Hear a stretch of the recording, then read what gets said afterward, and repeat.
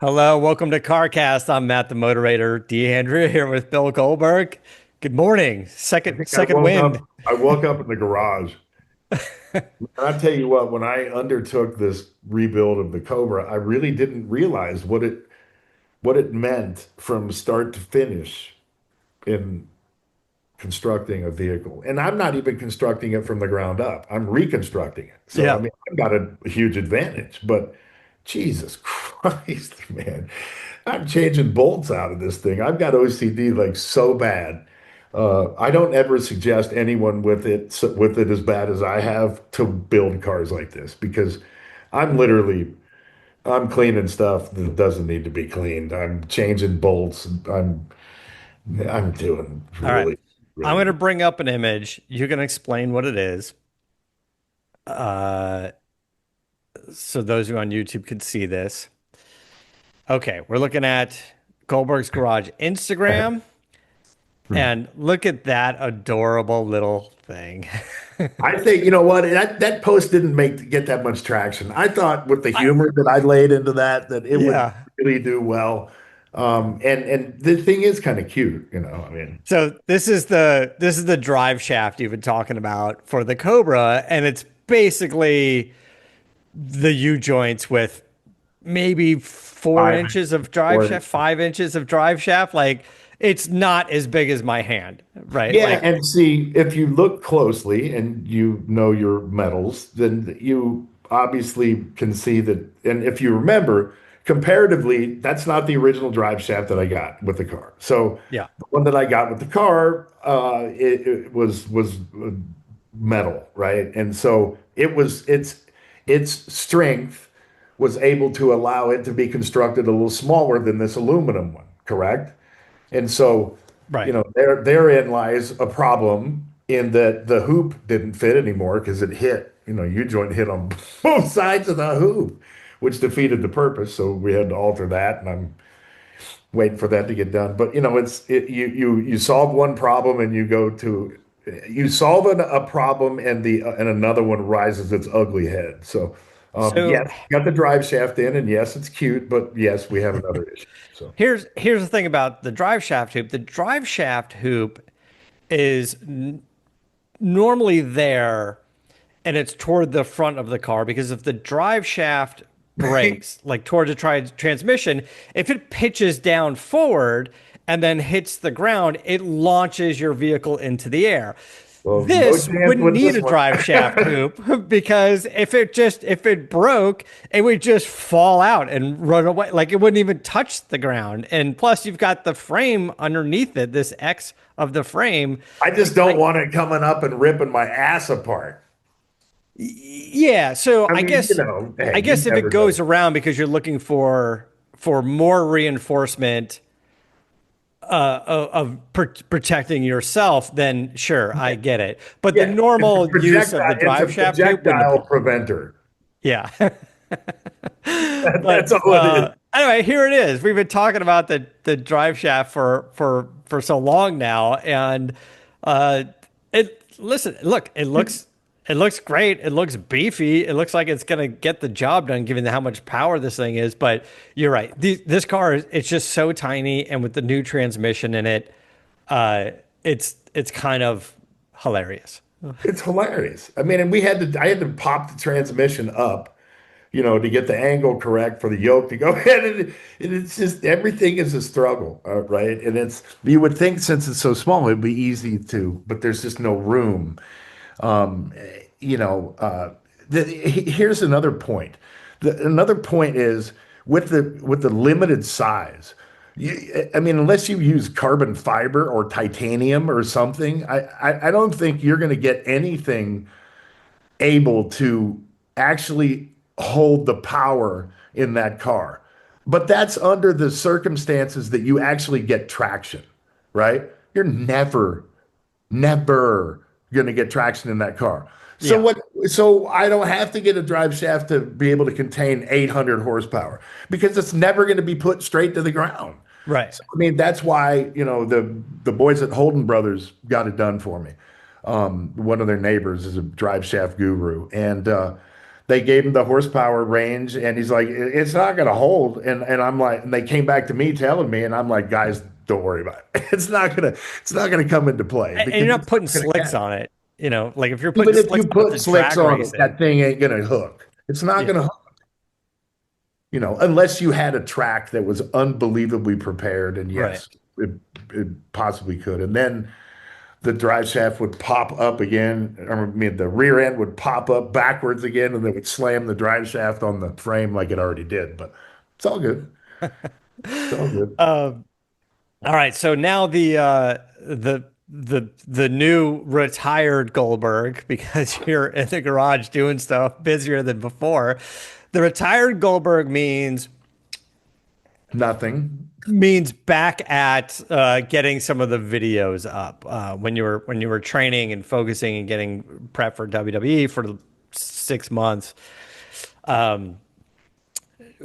Took a break from getting some stuff posted up on the Goldbergs Garage YouTube channel. I saw a video up there now of the sleigh, which we were teasing 5, 6 months ago, but now got around to doing it. So now that you've got it, I guess you could just, it doesn't need any real rhyme or reason. Throwing shit up against the wall. Just That's kind of the put analogy I videos up. You've got content. Anything you think is interesting or fun, put it up there. You even saw on the comments of the we just posted that Instagram post. People were going, "Great, can't wait for the videos." And it's like, I know. Thank you for being patient. They're on their way. Yeah. Start It's, getting I there. mean, obviously, if you put yourself in my shoes, you have to understand the hierarchy of responsibilities in the last 6 months. And so, as much as I love sharing content with everyone, I have put it way on the back burner. And let's just say that it's piled up exponentially. And I mean, my devices are about to explode with all the videos. And I mean, my God, the amount of time that we've hit the camera coming in here and working on the Cobra every weekend, and me now every day since I'm retired, man, it's been awesome. Just having a week of 3 or 4 days being able to go out when I have time and just get stuff done. Weather stripping, just the trivial little laborious shit that you've got to do on every vehicle. I got to go back and tighten every freaking bolt, Yeah. right? I got to do the safety wire on every wheel. I've got to do things that take a lot of time and get absolutely no credit for. So Yeah. stuff that grunts do, stuff that, the first guy or the last guy that was employed in the shop, throw him this one. Yeah. That's the shit I'm doing. But it's fun. And, you know, um, I mounted the positive and negative junction boxes, the power junctions yesterday. And in a Cobra, I've got everything mounted on the firewall, right? And everything mounted on the rear of the dash. And what I'm finding again is that, man, this car is small. And Yeah. there is not a lot of room for a lot of stuff, especially when it's heat sensitive, right? And so, what are my options? I don't have a lot.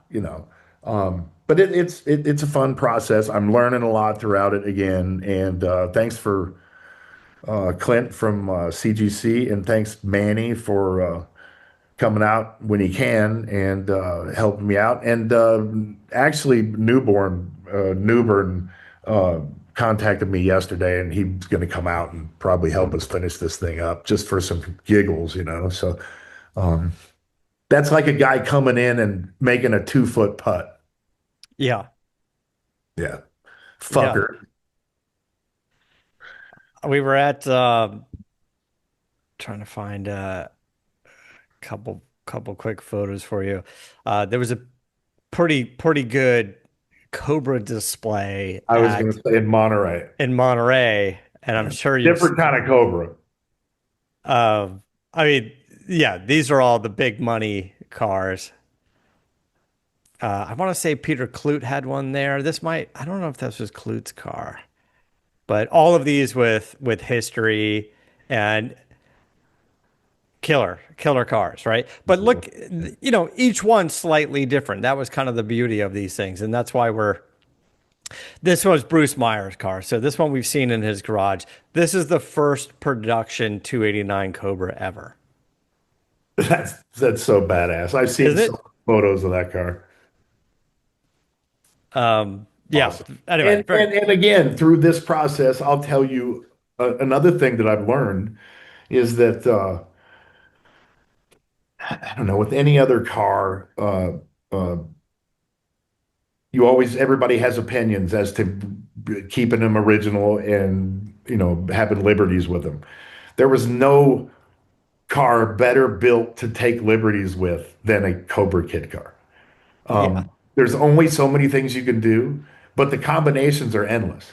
And that's the coolness of the ability to replicate such an iconic, cool car and throw your own spiel on it. yeah,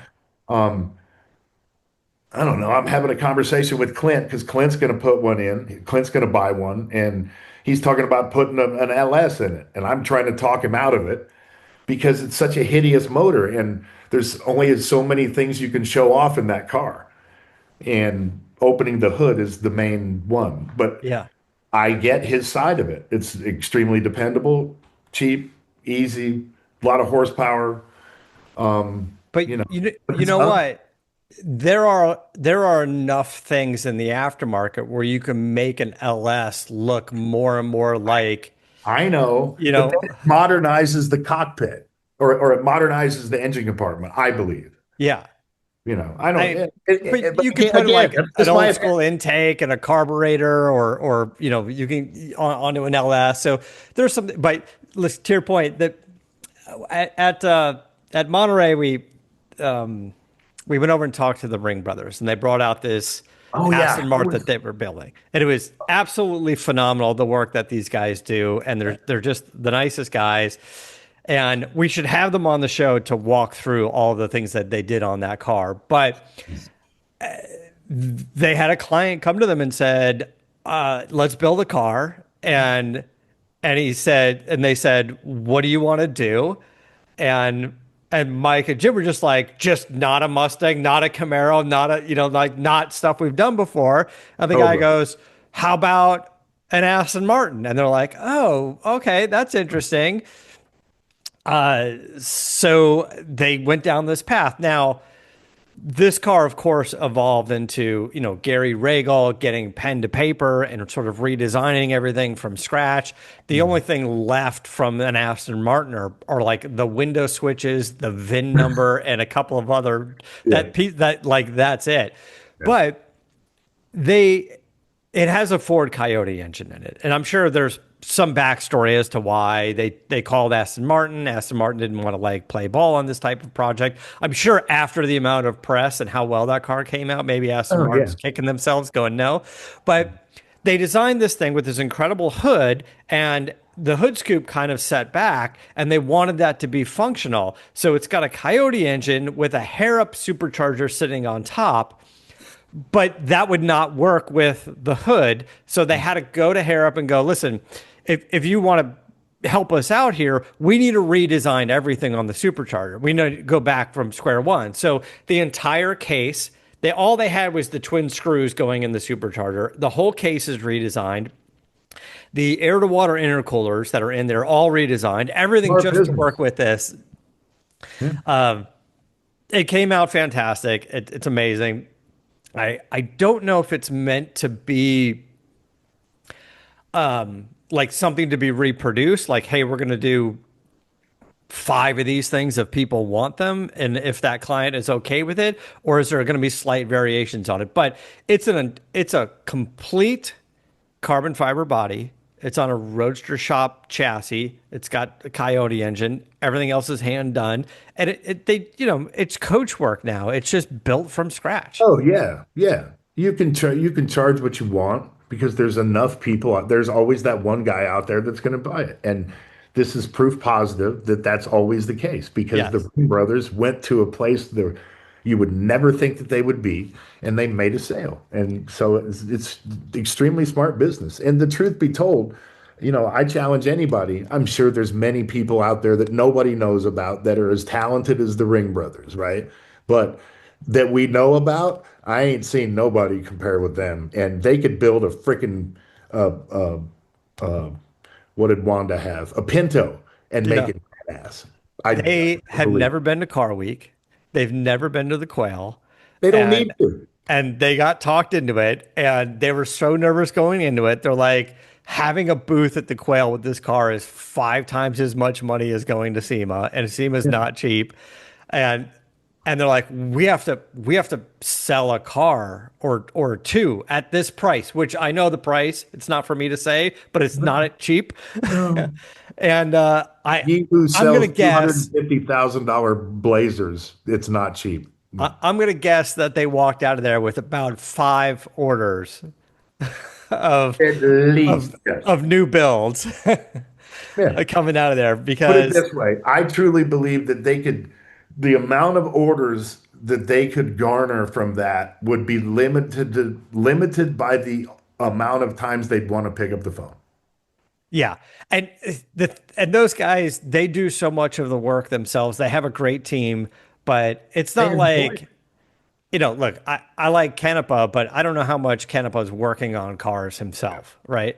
it. So Canepa can get, the Porsche 599, sorry, the 959 that he builds, he can take 5 orders and commission those cars because he's got a big team to do it. He Oh doesn't yeah. have to build them all. So if you go to the Ring Brothers and you get 5 cars or 6 cars or 7 cars ordered, those guys go, well, we know what we're doing for the next 5 years. At least. Yeah. Right. Absolutely. And that's the beauty of it because they enjoy it. They've got a business model. They're obviously nailing it and they're having fun, I They're, mean, I, and they're I, putting I out hope the they coolest are. stuff on the I, planet. How I can they think not? Every time you see them, they're smiling. Even when they're bitching, they're smiling. they had another like Aston Martin, the original, like split down the middle and turned into a bar. And they were like serving cocktails out of the roof of this thing. I What was remember a when great that was sac display. I remember when something like that was sacrilegious, you know? Yeah, like I don't know how much of it was real or not, but they wanted to show like just a profile of like this is where the car started and where it ended up. Mhm. And if you follow them on on social media, you can see the car now and start digging into all the things that they've done that was different. I'll bring it up real quick on. Like the sleigh, and I was talking about, the main focus of that video was that it was a mule car. Yeah, they probably had a mule car and they cut it in half and couldn't sell it, so repurposed it. Right. So this is a good picture. You can see the original car where they started, where they ended up. Um, quite different. Awesome. The original interior versus theirs. You can see what's going on with the eyebrow above the gauges and stuff, and how they bring that in. That's some cool features. Again, we should have them walk us through it. The front end with the hood scoop and where the eyes and it kicks up in the front on the hood, their version. I think the best way I could describe the Ring Brothers is they're a modern version of an old school uh, uh, uh, what's his name? Joe Martin. If Joe Martin was to kind of turn his shit into jewelry, it would look Yeah. like that's my impression, or that's Yeah. that's my comparison. I gotta, I you gotta look at these wheels up close at some point. They're made by HRE, Go figure. and this design on the wheel is actually mimics the original wheel, and Really? it has like a cast wheel with these pockets in it, and they did sort of a floating version of it. Uh, Oh God. a very cool modern version that HRE got to be a part of. You Uh, got these guys, man, are just they're fabulous. Here's the hood scoop we were talking about, how it has to feed the engine to be functional. Oh, so here in the back, you see this car in the back. We're just looking at this photo. Yep. That's the sliced one in half, and this guy back here is the bartender. Ah, oh, it's backward. Yeah. Anyway, they did a great job. Here you can just see it, just a glimpse. And I know we're on the podcast, and I don't want to show too many photos. You can see it on the YouTube channel, but this is the supercharger on top, and you see it feeds. They went with a GM throttle body because they claim it's a little bit easier to tune. Yeah, So they used a GM throttle body on a Ford Coyote engine, feeding this hair up supercharger, and this big scoop mates up to the hood and is functional. that's awesome. But just look at it and just the fit and the finish and the quality and just how everything is. That there's you can't see in this photo, but the chrome trim around the seats. Here you go, like up in here. Just Beautiful. I mean, I don't know what it costs to do that interior. That interior is Automotive $200,000. jewelry. That's, I mean, it's these guys are they're unparalleled. Um, Awesome. I mean, okay, there's another thing I want to show you from Monterey. Let's take a quick break. We'll be right back.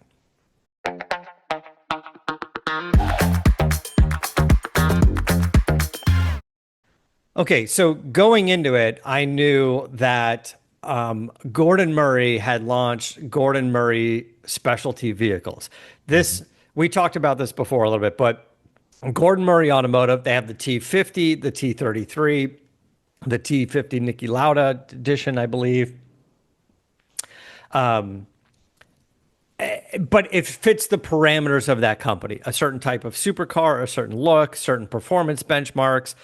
But what we're seeing now is more and more of the high-end car companies offering a sort of a coach-built arm. Like Bugatti announced their division. Well, they will do two like specially designed one-off cars per year. They'll build two of these per year. So you can go to them with like a Bugatti Chiron, for example, if you want to start with that and go, you know what, the Chiron needs, it needs to be a three-seater like a McLaren, and I want to redesign the body. And then if they like that project and you have enough money and you're in line, Bugatti will go, great, let's see how we can spend $5 million and make you one of those things. But I like the idea of Gordon Murray going creatively, we can do something else. So a client came to them and said, I love what you're doing with the T50, three-seater, fan, incredible power. But what if we went really kind of in on a modern day McLaren F1 and styled it after that?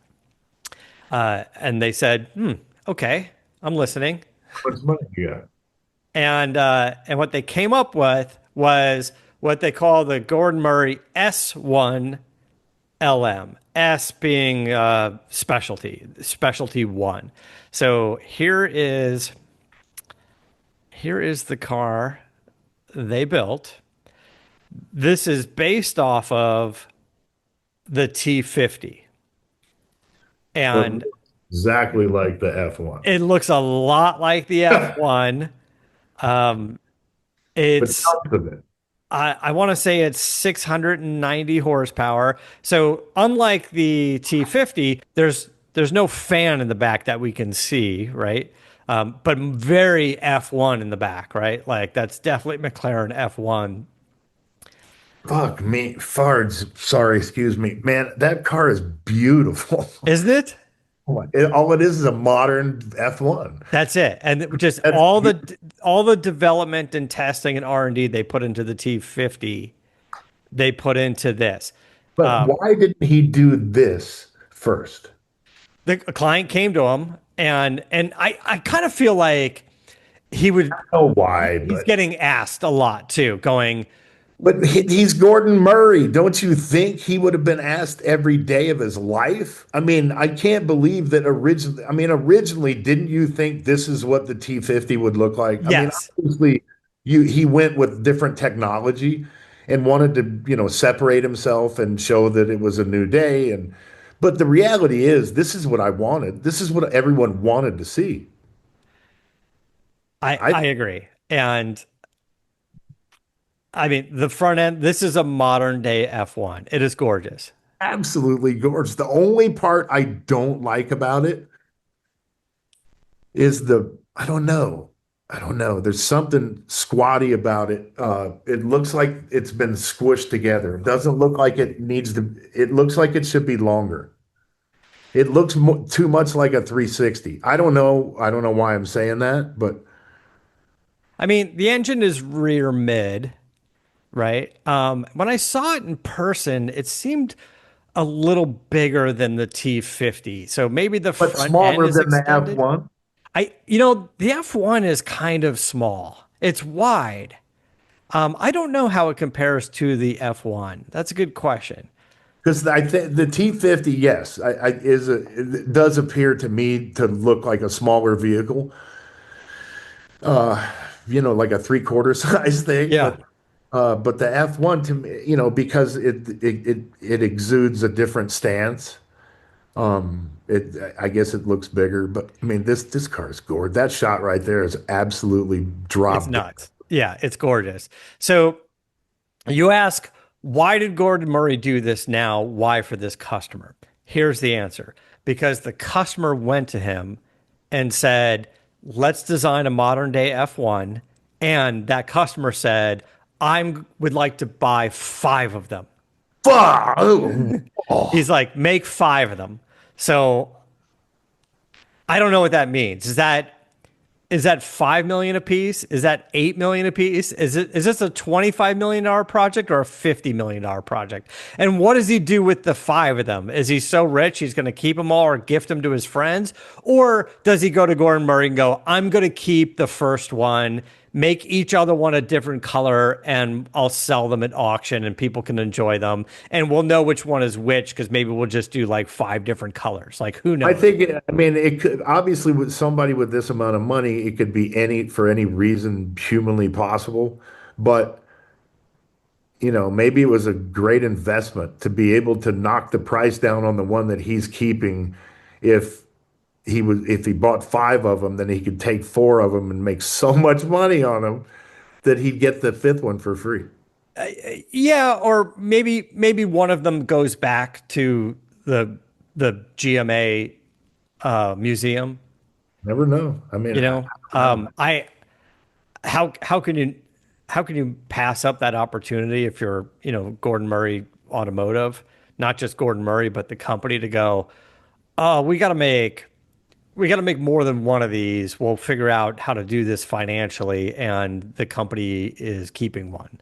So yeah, and that raises a lot of questions, and Look at I that. think I That's think nuts. it's unbelievable. I think you answered one of the questions as to why he didn't come out with this one as opposed to the T50.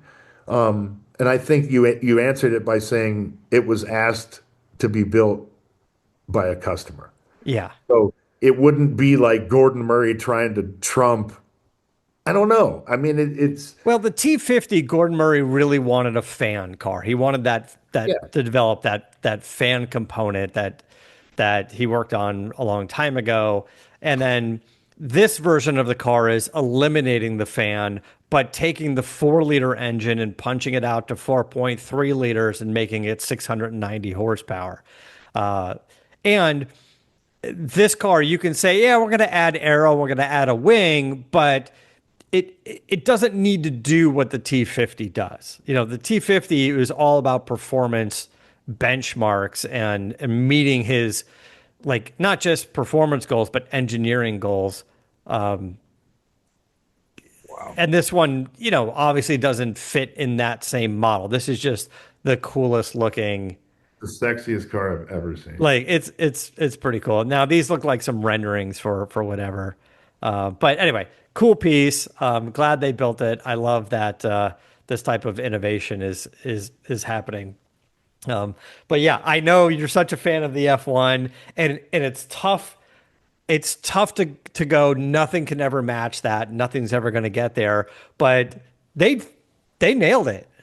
Yeah, he killed it. I mean, it couldn't.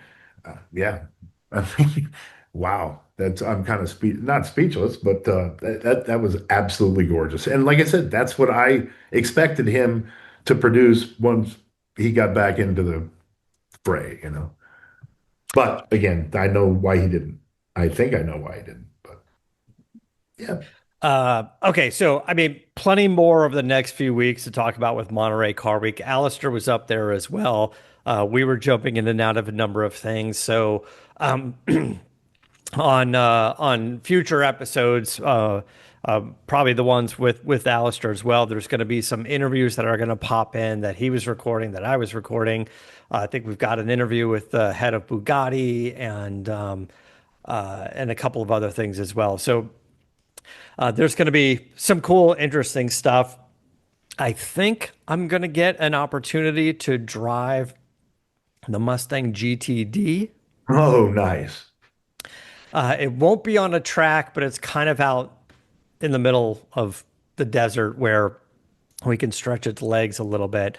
Also, had a great conversation with one of the new owners of Willow Springs and talking about the things that they're doing there. I think they've already dumped, if I had to guess, 15, $16 million into repaving stuff. Streets of Willow has runoff.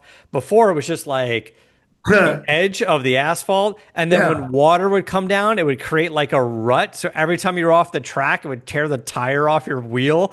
And now it's got but like it'll do proper to the runoff. Celica. Yeah, so I believe that is done. The karting track, the go-kart track is done. I think the whatever one, the horse trail thing might be done. They've got some more elaborate plans for Big Willow. Maybe even add some pieces to it to reconfigure it so they can do a slower version and a fast version. They should invest in a hospital nearby. So here's the other thing is yes, prices to rent the track will go up. But the reason why is because before you would rent the track and they go, here's the fee, and then you've got to provide all your own safety and ambulance and all. No longer the case. That is all mandatory. It's part of the package. That's the fee. So if you go there and you complain, oh, I used to rent the track for a few $1,000s, now it's 3 times as much, because now it's a proper track with an ambulance and safety and things like that that you get. No questions asked. It's not negotiable. It's included. They're going to be building out some facilities. There's going to be, I think, a track day and sort of a big presentation October 11th. I'm not sure if they're selling tickets to it yet. I just heard about it, and the guy I talked to, by the way, is he's on the private equity side. He's the guys who paid for it, not just the guys who are like doing the PR and stuff for it and You running. get somebody on that's doing the PR. Yeah, you know what? Our friends Dan Kahn's the agency doing the PR for it. The guys from Singer are involved in helping with sort of the management of it. And then is it Cross Capital? I forgot the That's a private hell of a lot better than what it could have been, right? So I They, mean, the that's good news is yes, they're all in on making this thing a great destination. Palm Springs is 3.5 hours away. This is 2 hours away from where I am. It's probably an hour and 45 minutes, an hour and 30 minutes from, like, the Pasadena side of town. So it makes it much more accessible. Not to mention for track days, for racing events, for filming. They're going. Oh, the other thing he told me is they're building on site a fully like production studio room. So as they if should. you're a I don't know, if you're a car and driver in Edmunds.com and you want to go there and actually have people in an air conditioned room working on stuff and editing, like they have a production room that they're building out or setting up as well. 2025. Yeah, right. I mean, of course, like how do you not? And you can pop in, you can do interviews, like they're thinking about this. Already paid for itself. I mean, Yeah, it's logically they're thinking about it. So that's cool. That's exciting to hear. The other thing I think I wanted to touch on because this has come up so many times is Dodge Charger. We had the EV. They're saying they're putting Oh, the other day. the six-cylinder engines are going in it. You get the two versions of the six-cylinder engine. The 550, the 420 horsepower engine and the 550 horsepower engine. The 550 Hurricane engine, 0 to 60 in 3.9 seconds. They claim a 12.2 quarter mile. I think it's slightly slower than the EV, but obviously a completely different car. The pricing on it is what they disclosed. By the way, order books are open. They opened about a week ago. It's going to be 51,990 for the 420 horsepower Charger RT, 56,990 for the Charger Scat Pack with the 550 horsepower version. The two-door adds about $2,000 to that. Now, what does this mean compared to the EV? It means you can get a 550 horsepower Charger Scat Pack for about $20,000 less money than the EV. I'm sorry, I don't know why that cracks me up, but We don't need to add anymore. Let's just and as we let sort that of speak for itself. as we speculated before, trying to fit the V8 engine in there would probably require a significant amount well, significantly more amount of testing, maybe crash testing, R&D, and whatever. It But would be worth it because it's the only way they're going to sell that car. right, so Dodge did come forward and they said simply this: we checked, and it fits.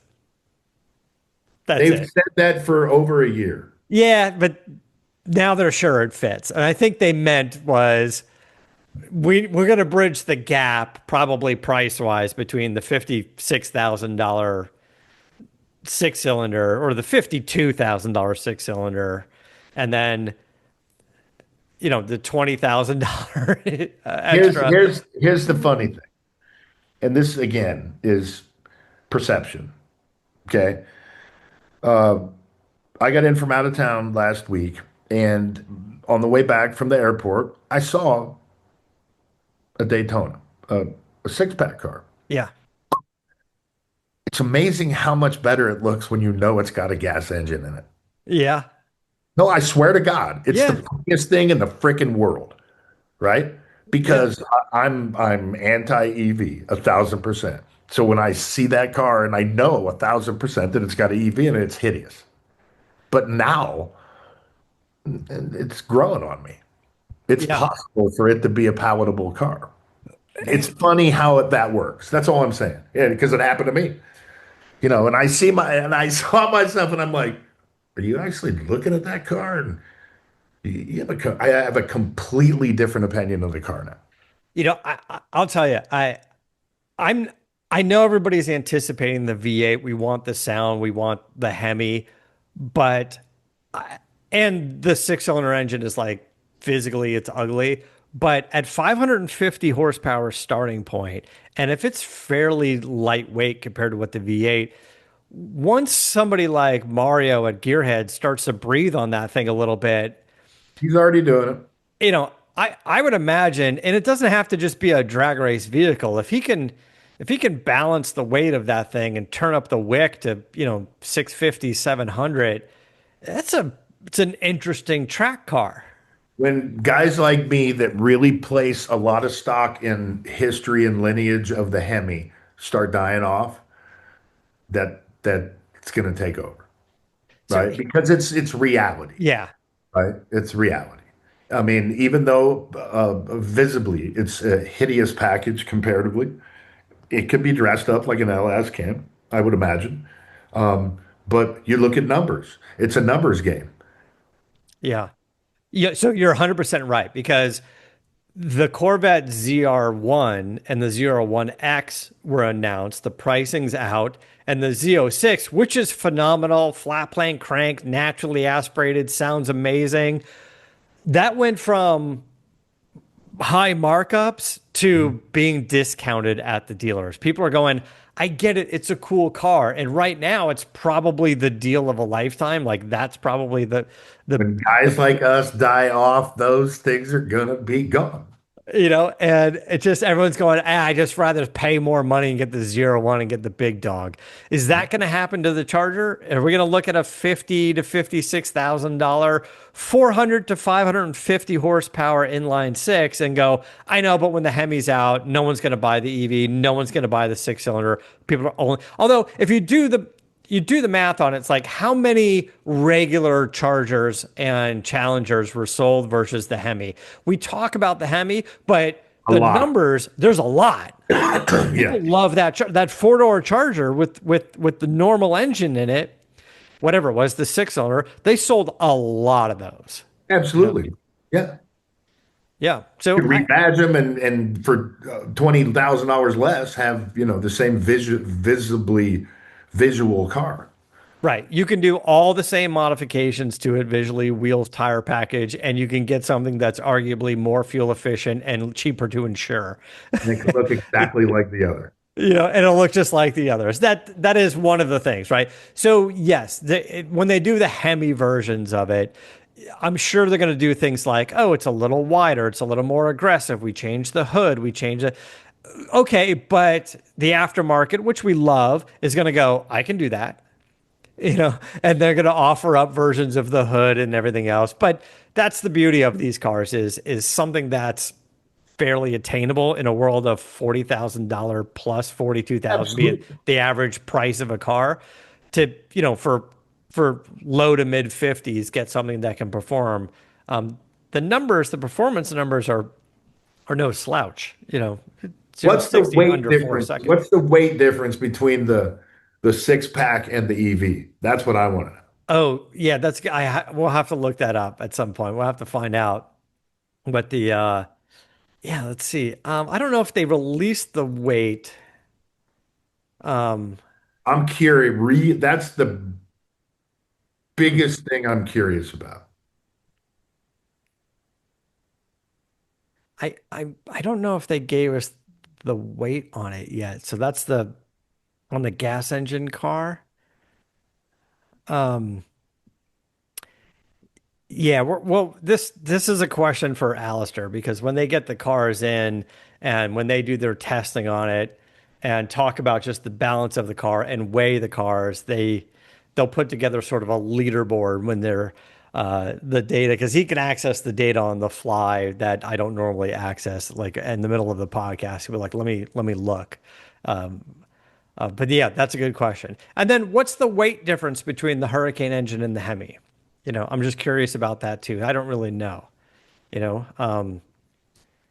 Anyway, yeah, listen, all good questions in due time. We will get to all of those things, but it's interesting that they're fixing the glitch. Right? They're fix the glitch. All right. Well, listen. I think it's enough time for today. There's still more to get into, but we're gonna have to do it. We're gonna do it next week. All right. We missing Goldbergs anything? You Garage. got more stuff? Listen to my personal story about the sleigh. That's all that it is. Goldberg's Garage. Check out the video. The sleigh video's up there. I You don't can hear even tell that. everybody that the engine's running. How about that? I go the whole video and not even met. Oh, you see one of the comments. Does the engine run? I'm like, Jesus Christ! I can't believe I didn't even put that in there. Yeah. It runs. It's a red eye motor. You got to do a little, you got to do like a YouTube Shorts or Instagram and go, yes, it runs. Here's 30 seconds. It fires up. It runs. Here we go. Yes, you're right. You should know by now it's blasphemy. If you don't fire up something with an engine in it in a video, Oh, I know. Yeah, I know. we did early CarCast videos, and there wasn't like a driving segment. We just didn't have the time and the resources at the time. And wow, the amount of comments going, "You don't drive it. You don't drive it." I'm like, I know we don't have a crew. We don't have the car. We don't have the chase vehicle. This isn't Jay Leno's garage. If we had like one guy standing there with an iPhone, With that and iPhone, when yeah. we started doing that years ago. But yes, all right. Uh, All right, guys, thanks so much for listening, and we'll see you next week. Until then, keep the air in the spare and the bag in the wheel. I'm going to work on the Cobra. Have fun.